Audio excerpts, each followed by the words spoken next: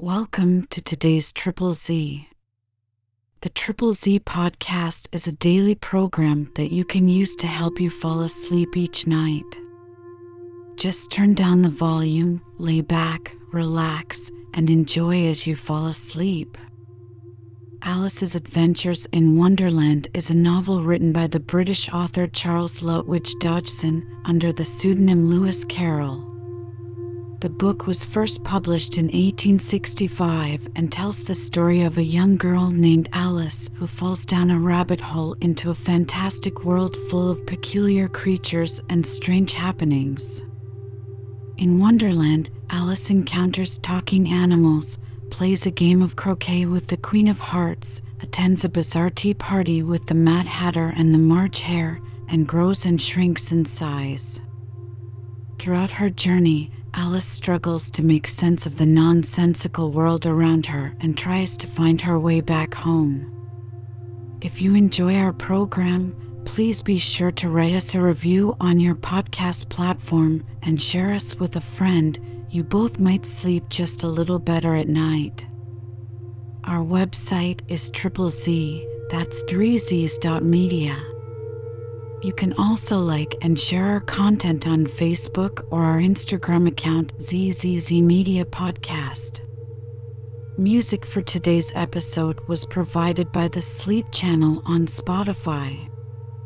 Chapter 1, Down the Rabbit Hole. Alice was beginning to get very tired of sitting by her sister on the bank and of having nothing to do. Once or twice she had peeped into the book her sister was reading, but it had no pictures or conversations in it, and what is the use of a book, thought Alice, without pictures or conversations? So she was considering in her own mind, as well as she could, for the hot day made her feel very sleepy and stupid, whether the pleasure of making a daisy chain would be worth the trouble of getting up and picking the daisies, when suddenly a white rabbit with pink eyes ran close by her.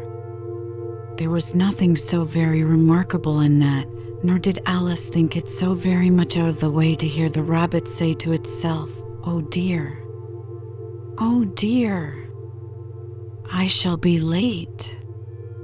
When she thought it over afterwards, it occurred to her that she ought to have wondered at this, but at the time it all seemed quite natural.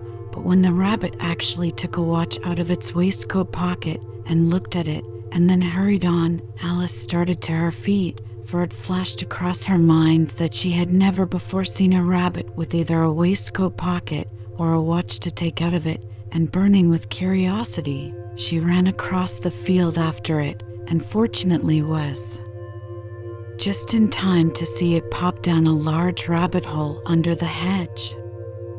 In another moment down went Alice after it, never once considering how in the world she was to get out again.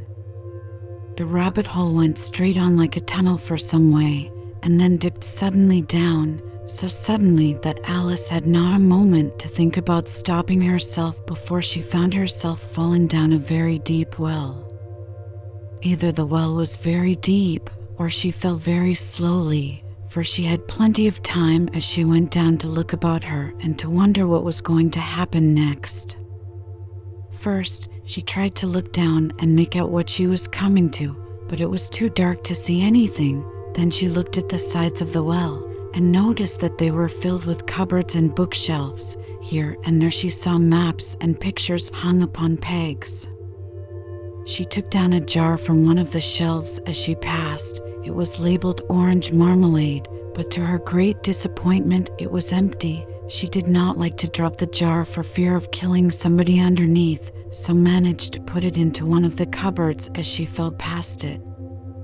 Well, thought Alice to herself, after such a fall as this, I shall think nothing of tumbling downstairs. How brave they'll all think me at home. Why, I wouldn't say anything about it, even if I fell off the top of the house. Which was very likely true. Down, down, down. Would the fall never come to an end? I wonder how many miles I've fallen by this time, she said aloud.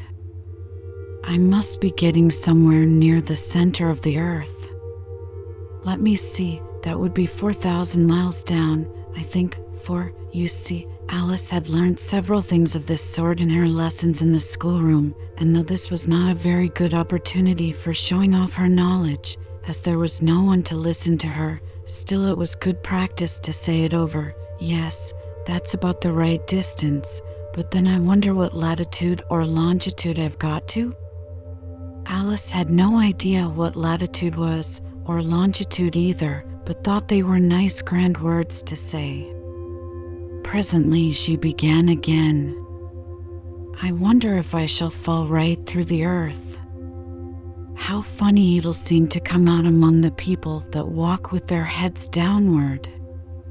The antipathies, I think she was rather glad there was no one listening this time, as it didn't sound at all the right word, but I shall have to ask them what the name of the country is, you know. Please, ma'am, is this New Zealand or Australia? And she tried to curtsy as she spoke. Fancy curtsying as you're falling through the air. Do you think you could manage it? And what an ignorant little girl she'll think me for asking. No, it'll never do to ask. Perhaps I shall see it written up somewhere. Down, down, down. There was nothing else to do, so Alice soon began talking again. Dinah'll miss me very much tonight, I should think. Dinah was the cat. I hope they'll remember her saucer of milk at tea time. Dinah, my dear, I wish you were down here with me. There are no mice in the air, I'm afraid, but you might catch a bat, and that's very like a mouse, you know. But do cats eat bats, I wonder? And here Alice began to get rather sleepy, and went on saying to herself, in a dreamy sort of way, do cats eat bats? Do cats eat bats? And sometimes, do bats eat cats? For, you see, as she couldn't answer either question, it didn't much matter which way she put it. She felt that she was dozing off, and had just begun to dream that she was walking hand in hand with Dinah, and saying to her very earnestly, Now, Dinah, tell me the truth, did you ever eat a bat? When suddenly, thump, thump, down she came upon a heap of sticks and dry leaves, and the fall was over. Alice was not a bit hurt, and she jumped up onto her feet in a moment. She looked up, but it was all dark overhead. Before her was another long passage, and the white rabbit was still in sight, hurrying down it. There was not a moment to be lost. Away went Alice like the wind, and was just in time to hear it say, as it turned a corner, "Oh, my ears and whiskers, how late it's getting." She was close behind it when she turned the corner, but the rabbit was no longer to be seen. She found herself in a long, low hall, which was lit up by a row of lamps hanging from the roof. There were doors all round the hall, but they were all locked, and when Alice had been all the way down one side and up the other, trying every door, she walked sadly down the middle, wondering how she was ever to get out again.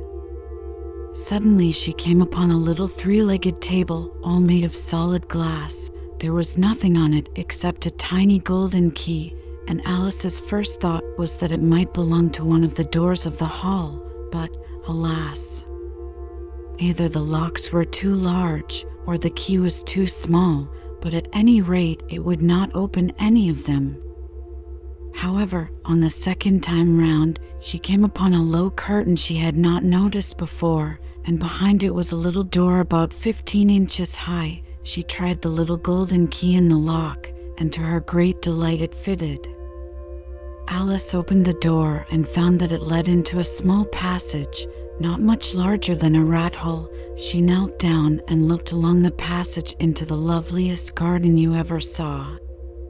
How she longed to get out of that dark hall and wander about among those beds of bright flowers and those cool fountains, but she could not even get her head through the doorway, and even if my head would go through, thought poor Alice, it would be of very little use without my shoulders. Oh, how I wish I could shut up like a telescope. I think I could if I only knew how to begin. For, you see, so many out-of-the-way things had happened lately that Alice had begun to think that very few things indeed were really impossible. There seemed to be no use in waiting by the little door, so she went back to the table, half hoping she might find another key on it, or at any rate a book of rules for shutting people up like telescopes. This time she found a little bottle on it, which certainly was not here before, said Alice, and round the neck of the bottle was a paper label with the words "Drink Me" beautifully printed on it in large letters.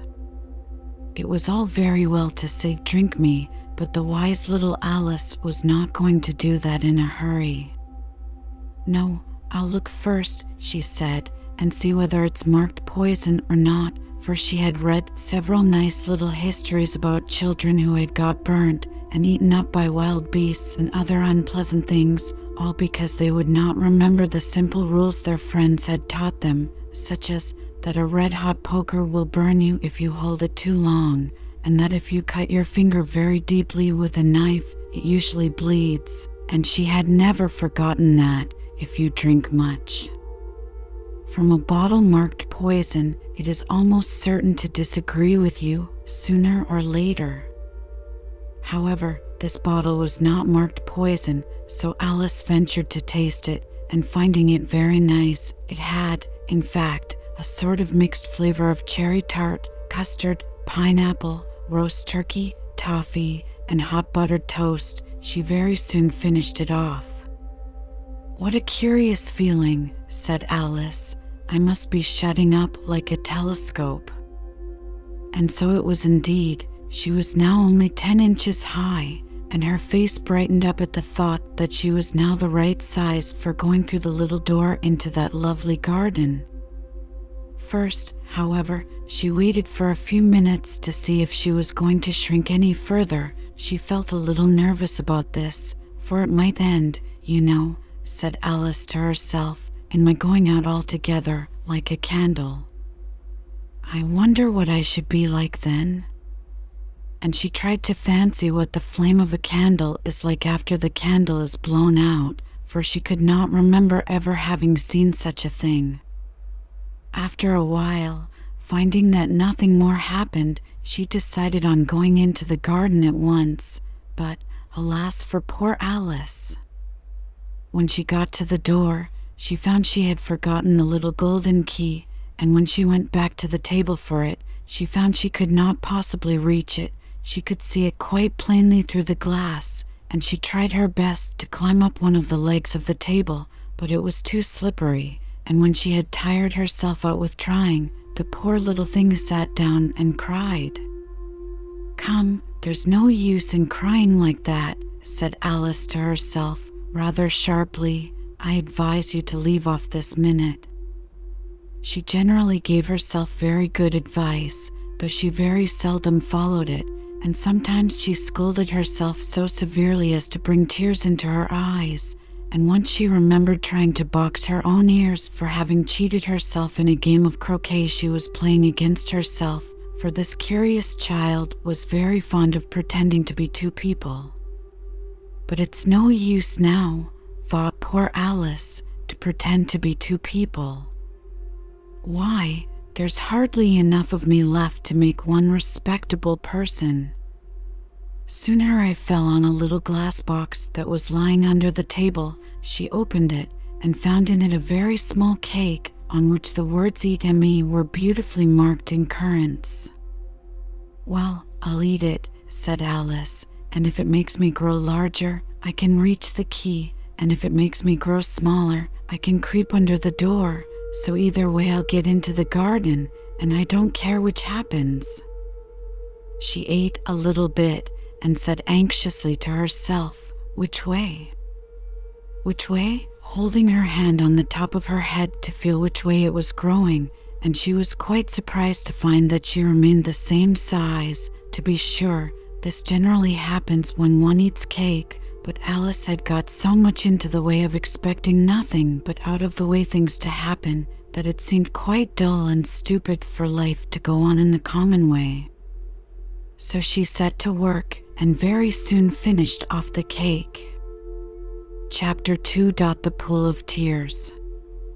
Curiouser and curiouser, cried Alice. She was so much surprised that for the moment she quite forgot how to speak good English. Now I'm opening out like the largest telescope that ever was. Goodbye, feet. For when she looked down at her feet, they seemed to be almost out of sight. They were getting so far off. Oh, my poor little feet. I wonder who will put on your shoes and stockings for you now, dears? I'm sure I shan't be able. I shall be a great deal too far off to trouble myself about you. You must manage the best way you can, but I must be kind to them, thought Alice, or perhaps they won't walk the way I want to go. Let me see, I'll give them a new pair of boots every Christmas. And she went on planning to herself how she would manage it.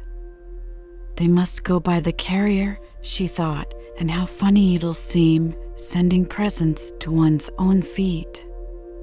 And how odd the directions will look. Alice's right foot, ESQ, hearthrug, near the fender, with Alice's love. Oh dear, what nonsense I'm talking. Just then her head struck against the roof of the hall. In fact, she was now more than 9 feet high, and she at once took up the little golden key and hurried off to the garden door. Poor Alice! It was as much as she could do, lying down on one side, to look through into the garden with one eye, but to get through was more hopeless than ever. She sat down and began to cry again. You ought to be ashamed of yourself, said Alice. A great girl like you, she might well say this, to go on crying in this way. Stop this moment, I tell you. But she went on all the same, shedding gallons of tears until there was a large pool all round her, about 4 inches deep and reaching half down the hall. After a time she heard a little pattering of feet in the distance, and she hastily dried her eyes to see what was coming. It was the White Rabbit returning, splendidly dressed, with a pair of white kid gloves in one hand and a large fan in the other. He came trotting along in a great hurry, muttering to himself as he came, "Oh, the Duchess, the Duchess. Oh, won't she be savage if I've kept her waiting?"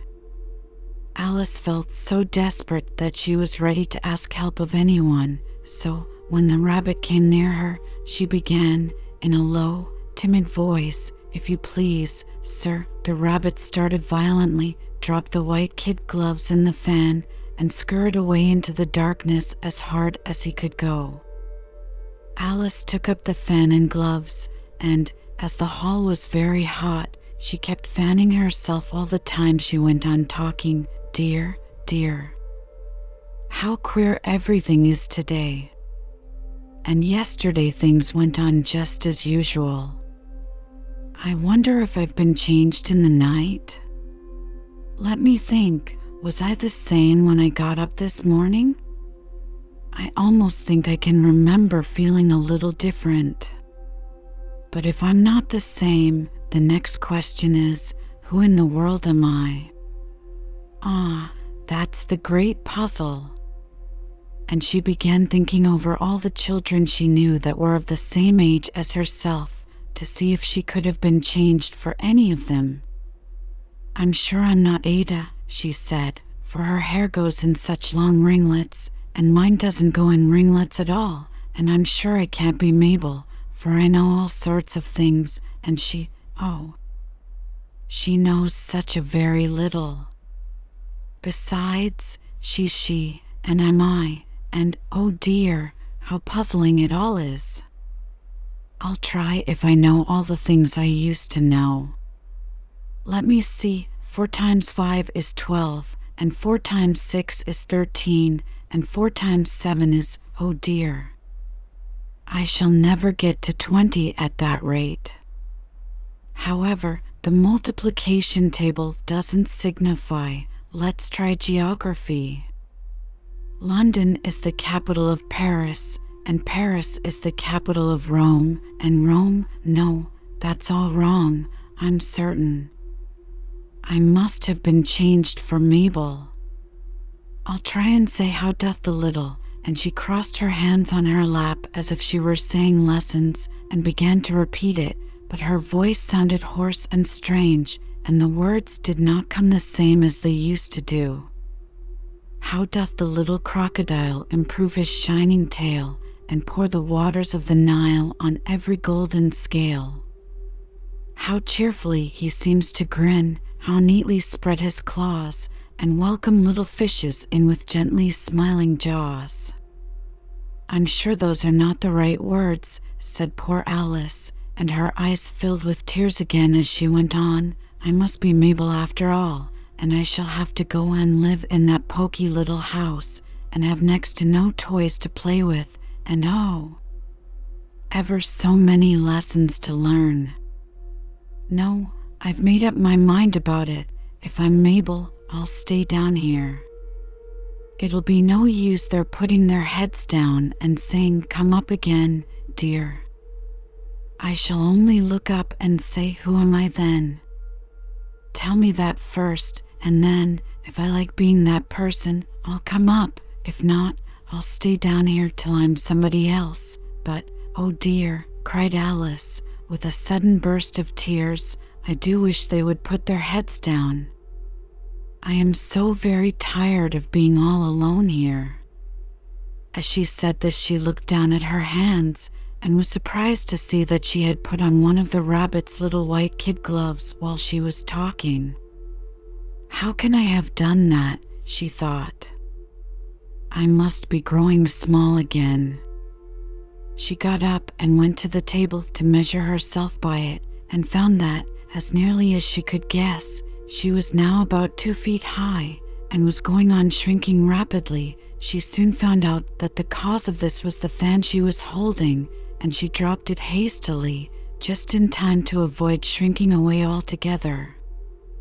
That was a narrow escape, said Alice, a good deal frightened at the sudden change, but very glad to find herself still in existence. And now for the garden, and she ran with all speed back to the little door, but, alas! The little door was shut again, and the little golden key was lying on the glass table as before. And things are worse than ever, thought the poor child, for I never was so small as this before, never. And I declare it's too bad, that it is. As she said these words, her foot slipped, and in another moment, splash! She was up to her chin in salt water. Her first idea was that she had somehow fallen into the sea, and in that case I can go back by railway, she said to herself. Alice had been to the seaside once in her life, and had come to the general conclusion that wherever you go to on the English coast you find a number of bathing machines in the sea, some children digging in the sand with wooden spades, then a row of lodging houses, and behind them a railway station. However, she soon made out that she was in the pool of tears which she had wept when she was 9 feet high. I wish I hadn't cried so much, said Alice, as she swam about, trying to find her way out. I shall be punished for it now, I suppose, by being drowned in my own tears. That will be a queer thing, to be sure. However, everything is queer today.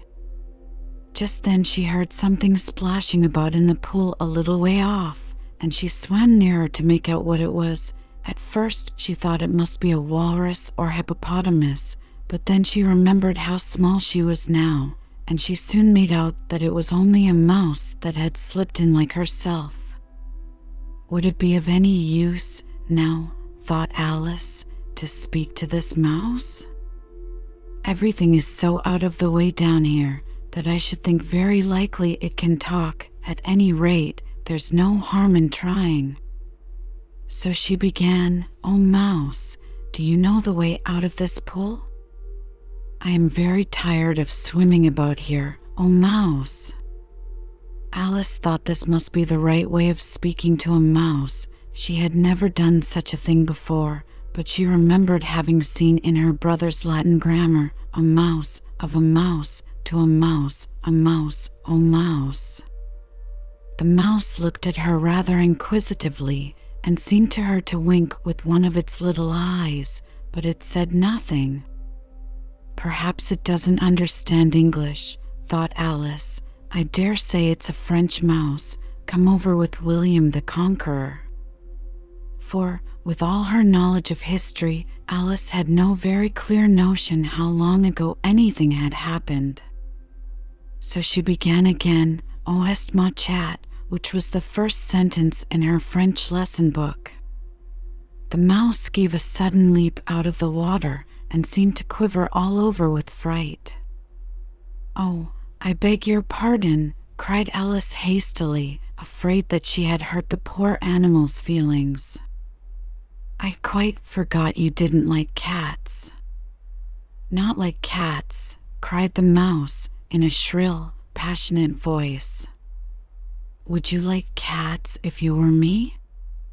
"Well, perhaps not," said Alice in a soothing tone. "Don't be angry about it. And yet I wish I could show you our cat Dinah. I think you'd take a fancy to cats if you could only see her. She is such a dear quiet thing," Alice went on, half to herself, as she swam lazily about in the pool, "and she sits purring so nicely by the fire, licking her paws and washing her face, and she is such a nice soft thing to nurse, and she's such a capital one for catching mice." "Oh, I beg your pardon," cried Alice again, for this time the mouse was bristling all over, and she felt certain it must be really offended.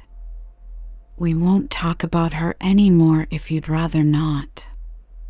"We indeed," cried the mouse, who was trembling down to the end of his tail. "As if I would talk on such a subject. Our family always hated cats, nasty, low, vulgar things." "Don't let me hear the name again."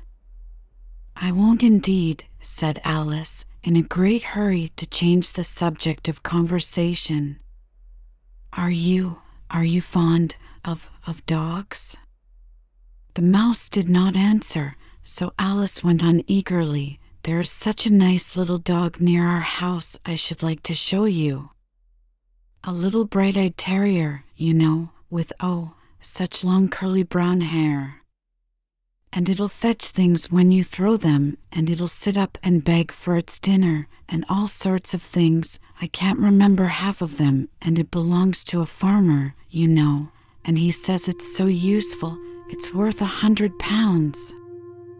He says it kills all the rats, and oh dear," cried Alice in a sorrowful tone, "I'm afraid I've offended it again." For the mouse was swimming away from her as hard as it could go, and making quite a commotion in the pool as it went. So she called softly after it, "Mouse dear, do come back again, and we won't talk about cats or dogs either, if you don't like them." When the mouse heard this, it turned round and swam slowly back to her. Its face was quite pale with passion, Alice thought, and it said in a low, trembling voice, "Let us get to the shore, and then I'll tell you my history, and you'll understand why it is I hate cats and dogs." It was high time to go, for the pool was getting quite crowded with the birds and animals that had fallen into it. There were a duck and a dodo, a lory and an eaglet, and several other curious creatures. Alice led the way, and the whole party swam to the shore. Chapter 3. A caucus race and a long tail. They were indeed a queer-looking party that assembled on the bank, the birds with draggled feathers, the animals with their fur clinging close to them, and all dripping wet, cross, and uncomfortable. The first question, of course, was how to get dry again. They had a consultation about this, and after a few minutes it seemed quite natural to Alice to find herself talking familiarly with them as if she had known them all her life. Indeed, she had quite a long argument with the Lory, who at last turned sulky and would only say, "I am older than you and must know better," and this Alice would not allow without knowing how old it was, and as the Lory positively refused to tell its age, there was no more to be said. At last the Mouse, who seemed to be a person of authority among them, called out, "Sit down, all of you, and listen to me. I'll soon make you dry enough." They all sat down at once, in a large ring, with the Mouse in the middle. Alice kept her eyes anxiously fixed on it, for she felt sure she would catch a bad cold if she did not get dry very soon. "Ahem," said the Mouse with an important air. "Are you all ready? This is the driest thing I know. Silence all round, if you please." William the Conqueror, whose cause was favored by the Pope, was soon submitted to by the English, who wanted leaders and had been of late much accustomed to usurpation and conquest. Edwin and Morcar, the Earls of Mercia and Northumbria. "Ugh," said the Lory, with a shiver. "I beg your pardon," said the Mouse, frowning, but very politely. "Did you speak?" "Not I," said the Lory hastily. "I thought you did," said the Mouse. "I proceed. Edwin and Morcar, the Earls of Mercia and Northumbria, declared for him, and even Stigand, the patriotic Archbishop of Canterbury, found it advisable." "Found what?" said the Duck. "Found it," the Mouse replied rather crossly. "Of course you know what it means." "I know what it means well enough. When I find a thing," said the Duck, "it's generally a frog or a worm. The question is, what did the Archbishop find?" The Mouse did not notice this question, but hurriedly went on, "Found it advisable to go with Edgar Atheling to meet William and offer him the crown." William's conduct at first was moderate, but the insolence of his Normans— "How are you getting on now, my dear?" it continued, turning to Alice as it spoke. "As wet as ever," said Alice in a melancholy tone. "It doesn't seem to dry me at all." "In that case," said the Dodo solemnly, rising to its feet, "I move that the meeting adjourn for the immediate adoption of more energetic remedies." "Speak English," said the Eaglet. "I don't know the meaning of half those long words, and, what's more, I don't believe you do either." And the Eaglet bent down its head to hide a smile. Some of the other birds tittered audibly. "What I was going to say," said the Dodo in an offended tone, "was that the best thing to get us dry would be a caucus race." "What is a caucus race?" said Alice. Not that she wanted much to know, but the Dodo had paused as if it thought that somebody ought to speak, and no one else seemed inclined to say anything. "Why," said the Dodo, "the best way to explain it is to do it. And, as you might like to try the thing yourself, some winter day, I will tell you how the Dodo managed it. First, it marked out a race course, in a sort of circle. The exact shape doesn't matter, it said, and then all the party were placed along the course, here and there. There was no 1, 2, 3, and away, but they began running when they liked, and left off when they liked, so that it was not easy to know when the race was over. However, when they had been running half an hour or so, and were quite dry again, the Dodo suddenly called out, 'The race is over,' and they all crowded round it, panting, and asking, 'But who has won?' This question the Dodo could not answer without a great deal of thought, and it sat for a long time with one finger pressed upon its forehead, the position in which you usually see Shakespeare in the pictures of him while the rest waited in silence. At last the dodo said, "Everybody has one, and all must have prizes." "But who is to give the prizes?" quite a chorus of voices asked. "Why, she, of course," said the dodo, pointing to Alice with one finger, and the whole party at once crowded round her, calling out in a confused way, "Prizes! Prizes!"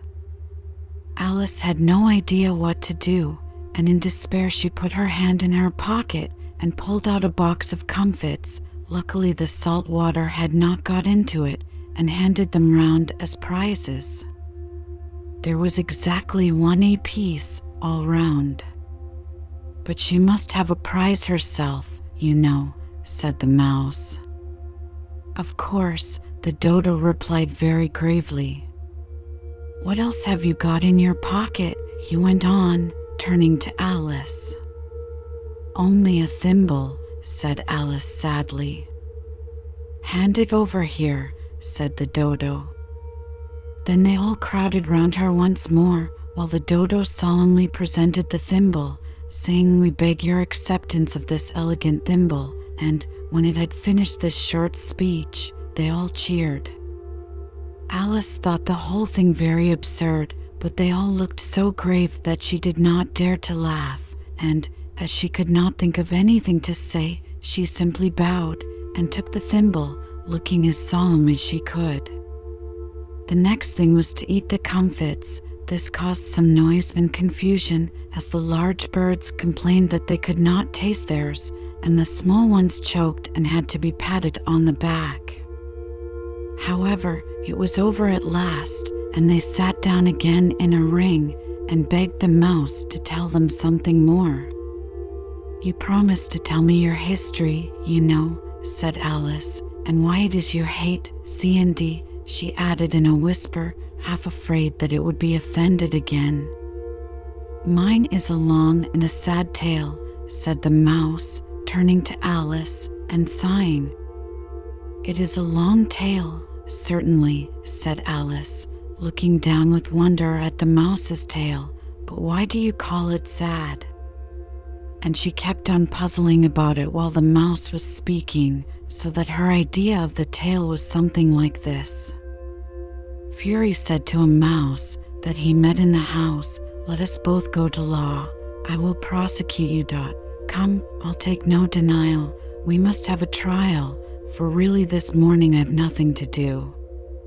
Said the mouse to the cur, "Such a trial, dear sir, with no jury or judge, would be wasting our breath." "I'll be judge, I'll be jury," said cunning old Fury. "I'll try the whole cause and condemn you to death." "You are not attending," said the mouse to Alice severely. "What are you thinking of?" "I beg your pardon," said Alice very humbly. "You had got to the 5th bend, I think."